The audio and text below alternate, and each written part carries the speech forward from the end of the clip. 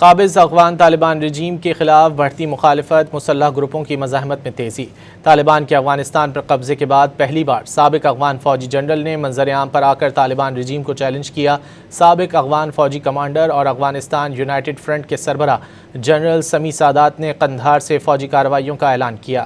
سابق commander general سمیع سادات نے افغان طالبان رجیم کے رویے سے پریشان افغان عوام کو جلد آزادی کی امید دلائی۔ صحافی عبداللہ جان صابر نے سابق افغان جنرل سمیع سادات کے بیان پر تجزیہ کرتے ہوئے کہا کہ عوام پر مظالم اور خواتین کی تعلیم پر پابندیوں کی وجہ سے افغان عوام طالبان رجیم سے بدظن ہو چکے ہیں۔ انہوں نے کہا کہ افغان طالبان عوام کی خدمت کا موقع ملنے کے باوجود عوامی فلاح کے بجائے اپنے مفادات کے تحفظ میں مصروف ہیں۔ دہشت گردوں کی سرپرستی اور متنازع پالیسیوں کے باعث افغان طالبان سے پڑوسی ممالک کی ناراضگی بڑھ رہی ہے۔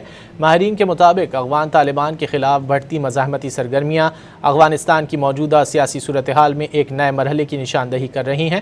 طالبان رجیم کے زیر تسلط افغان عوام گزشتہ 5 برس سے انسانی حقوق کی سنگین پامالیوں کا سامنا کر رہے ہیں۔